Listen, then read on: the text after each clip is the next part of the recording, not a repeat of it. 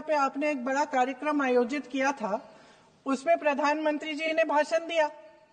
उसमें उन्होंने कहा कि 1896 में पहली बार गुरुदेव रविंद्रनाथ टैगोर ने ये गीत एक अधिवेशन में गाया। उन्होंने ये नहीं बताया कि कौन सा अधिवेशन था। महासभा, हिंदू महासभा का अधिवेशन था, आरएसएस का अधिवेशन था। किस बात से कतरा रहे थे कि ये कांग्रेस का अधिवेशन था। और उदाहरण दूं कि मैं अपना भाषण जारी रखूं। दे रही हूं। जो वंदे मातरम की जो क्रोनोलॉजी है वो भी आप समझिए, जो असली क्रोनोलॉजी है। 1875 में महाकवि बंकिम चंद्र चट्टोपाध्याय ने इस गीत के पहले दो अंतरे लिखे, जो आज हमारे राष्ट्रगीत घोषित हुए हैं, मतलब जो घोषित हुए थे और जिसको हम आज अपना राष्ट्रगीत कहलाते हैं। ये पहले दो अंतरे लिखे 1882 में। 7 साल बाद उनका एक उपन्यास प्रकाशित हुआ, आनंद मठ।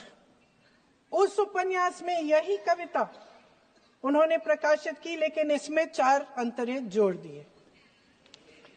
1896 में कांग्रेस के अधिवेशन में गुरुदेव रविंद्रनाथ टैगोर ने पहली बार ये गीत गाया। 1905 में बंगाल के विभाजन के खिलाफ आंदोलन के समय वंदे मातरम जनता की एकता की गुहार बनकर गली गली से उठा। गुरुदेव रविंद्रनाथ टैगोर जैसे महान स्वतंत्रता सेनानी इस गीत को खुद गाते हुए बंगाल की सड़कों पर उतरे। विद्यार्थियों से लेकर किसानों तक, व्यापारियों से लेकर वकीलों तक, हर कोई ये गीत गाने लगा। इस गीत की शक्ति को समझिए।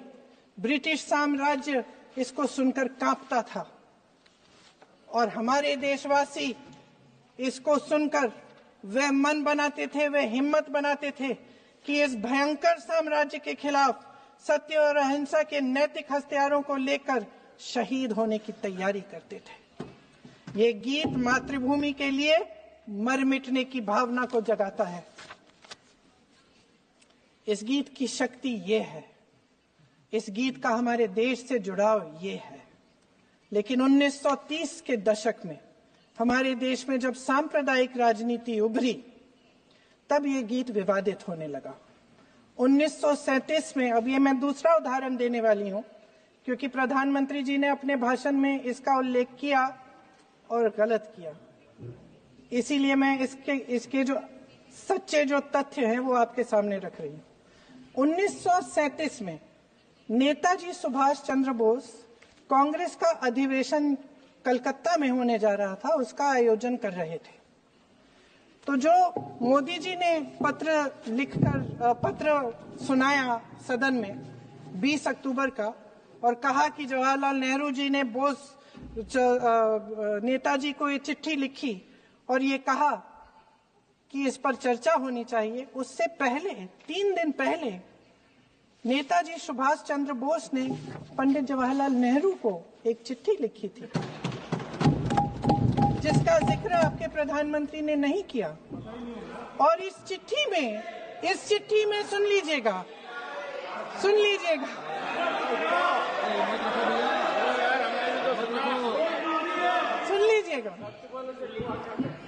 आप नेताजी के लफ्ज नहीं सुनना चाहते? बंगाल का चुनाव आ रहा है।